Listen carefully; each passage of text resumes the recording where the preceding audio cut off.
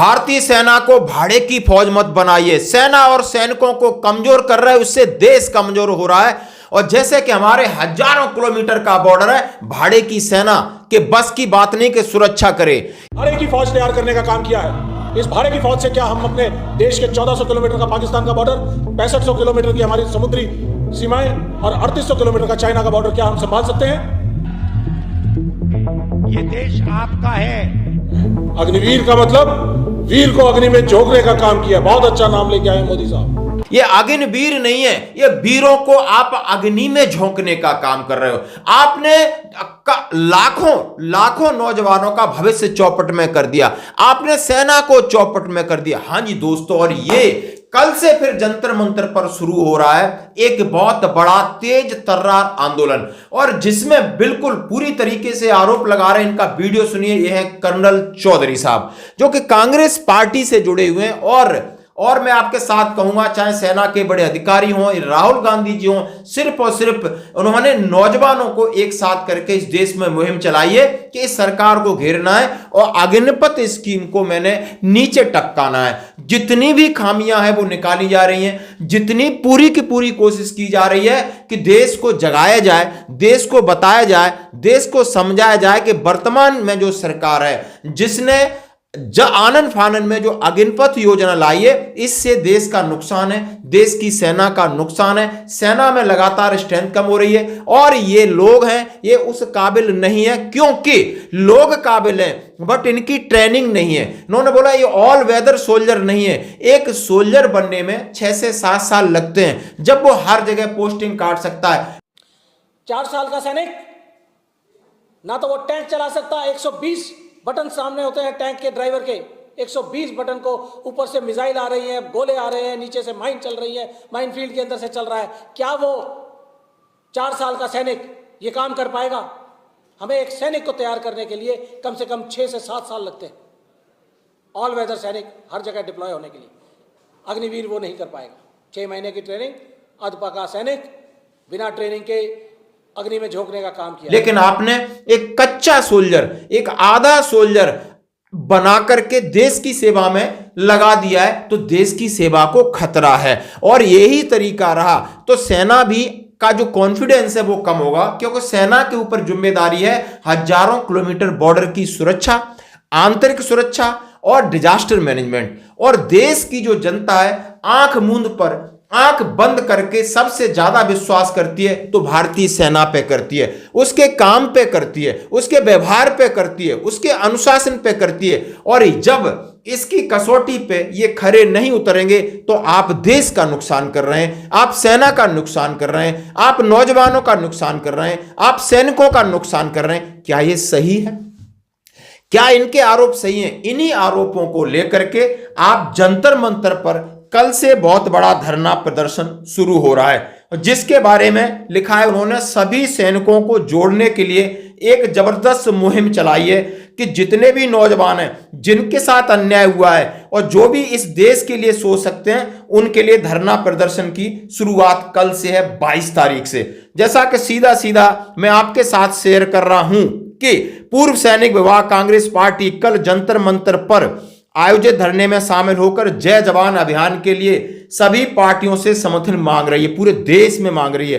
फिर से विशाल धरना प्रदर्शन जंतर मंतर कल 22 फरवरी 2024 गुरुवार को राहुल गांधी जी का कांग्रेस पार्टी की जय जवान मुहिम के, यानी इन्होंने ये सारी चीजें, और आप समझ सकते हो ये जंतर मंतर पर आज से शुरू हो गया है। और जो भी रिपोर्ट्स आएगी हम आपके साथ शेयर करेंगे। इनके पूरे वीडियो आप देखिए। धन्यवाद। हम इसका तिरस्कार करते हैं, इसके खिलाफ हैं। को मजबूत होने के लिए अग्निपथ स्कीम से निजात चाहिए। तो इसलिए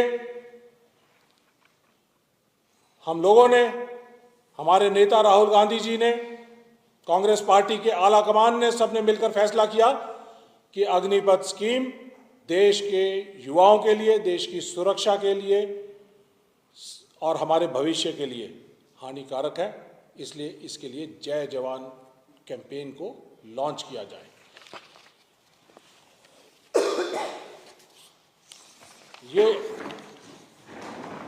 ये है जय जवान कैंपेन।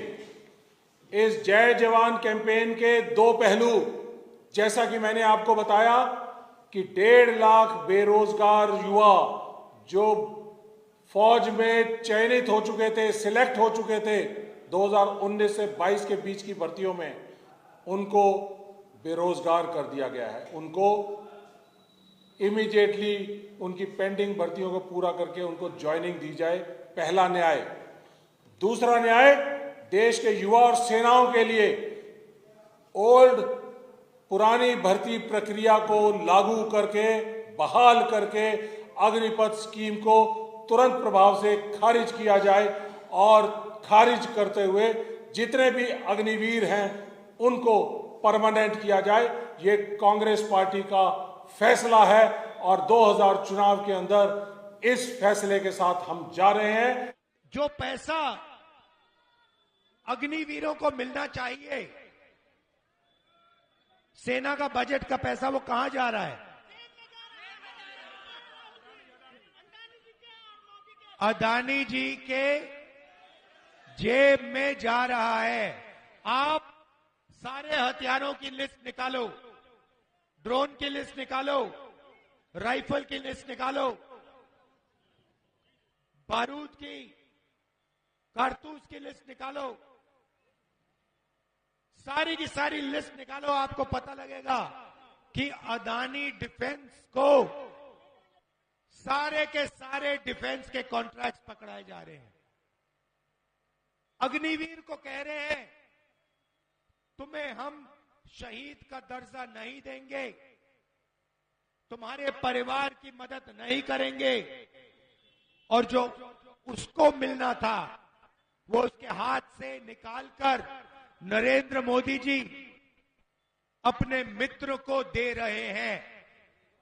ये सच्चाई है। मैंने ये बात पार्लियामेंट में बोली, आपने भाषण देखा होगा। मुझे लोकसभा से निकाल दिया, मेरी सदस्यता रद्द कर दी। सुप्रीम कोर्ट ने कहा कि राहुल गांधी की सदस्यता वापस करो, तब मैं लोकसभा में जा पाया। मेरा घर छीन लिया, 2 साल की जेल दे दी। जब मेरा घर छीना, मैंने उनसे कहा ले जाओ, मुझे तुम्हारा घर नहीं चाहिए। मेरा घर हिंदुस्तान के करोड़ों लोगों के दिल में है। मैं आपको दिल से धन्यवाद करना चाहता हूं और आपसे कहना चाहता हूं, आप अपने हक के लिए लड़िए, आप खड़े हो जाइए। ये देश आपका है, 1% का नहीं है, आपका है, किसानों का है, मजदूरों का है, छोटे दुकानदारों का है, बेरोजगार युवाओं का है। खड़े हो जाइए, जागरूक हो जाइए, जो आपका है ले लीजिए। धन्यवाद। जय हिंद। हमारे देश के प्रधानमंत्री मोदी साहब सारे देश में अपने राष्ट्रवाद और झूठे देश प्रेम और झूठे सेना के प्रेम को हर जगह उजागर करते हैं। सैनिकों के साथ जाकर होली और दिवाली मनाते हैं। ये उनका झूठा सेना का प्रेम है। पिछले 10 सालों में उन्होंने अपने एक एक कानून, काम या पॉलिसी से देश की सेना को कमजोर करने का काम किया है। उन्होंने देश की सुरक्षा के साथ खिलवाड़ किया है। देश के लिए घातक अग्निपथ जैसी एक स्कीम वो रातों रात एक तुगलकी फरमान जारी करके 15 जून 2022 को लागू किया, जिसके 2 पहलू। पहला पहलू वो कि जो अग्निपथ स्कीम आने से पहले 2019, 20, 21 और 22 में 60 लाख बच्चों ने भर्ती प्रक्रिया देखी और उस भर्ती प्रक्रिया में से 1.5 लाख बच्चे सिलेक्ट हुए।